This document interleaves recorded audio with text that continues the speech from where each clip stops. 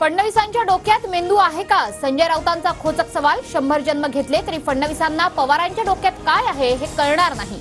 संजय राऊतांचा हल्लाबोल. राज्यातील जनता अमित शहांना शत्रू मानते. शहांना महाराष्ट्र लुटून कमजोर करायचा आहे. संजय राऊतांचा आरोप. तर महाराष्ट्राचा स्वाभिमान अमित शहांना खुपत असल्याचीही टीका. केंद्रीय गृहमंत्री अमित शहा आज मुंबईच्या दौऱ्यावर. रात्री 9 वाजता शहा सह्याद्री अतिथीगृहात पोहोचणार. विधानसभेच्या पार्श्वभूमीवर अमित शहांसोबत भाजप नेत्यांच्या बैठका होण्याची शक्यता.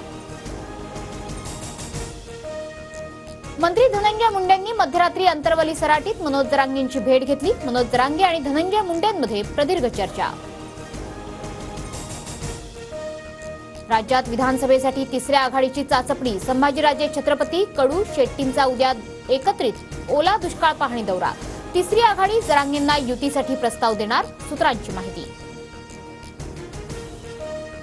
काँग्रेसकडून महाविकास आघाडीतील मित्रपक्षांच्या मतदारसंघात चाचपणी. सूत्रांची माहिती. 170हून अधिक मतदारसंघांचा काँग्रेसकडून आढावा. उमेदवार देण्यासाठी लोकसभेचाच फॉर्म्युला विधानसभेत वापरण्याची शक्यता. विधानसभेसाठी पवार गटाची 90 ते 100 जागांसाठीची तयारी. सूत्रांची माहिती. पक्षाचा अहवाल लवकरात लवकर गोळा करा. शरद पवार गटाच्या वरिष्ठ नेत्यांकडून नेमलेल्या निरीक्षकांना झूम मीटिंगद्वारे सूचना. अजितदादा गटाचे आमदार चेतन तुपेंविरोधात भाजप कार्यकर्त्यांची घोषणाबाजी. हडपसरमध्ये विकास कामांचं श्रेय घेताना भाजपला डावलल्याचा आरोप. मांजरी उड्डाणपुलाच्या नामफलकाला भाजप कार्यकर्त्यांनी काळं फासलं. भोसरीचे भाजप आमदार महेश लांडगेंना जीवे मारण्याची धमकी. लांडगेंना मारण्याची सुपारी मिळाल्याचा पोलीस कंट्रोल रूमला फोन. मोशीमधील तरुण पोलिसांच्या ताब्यात.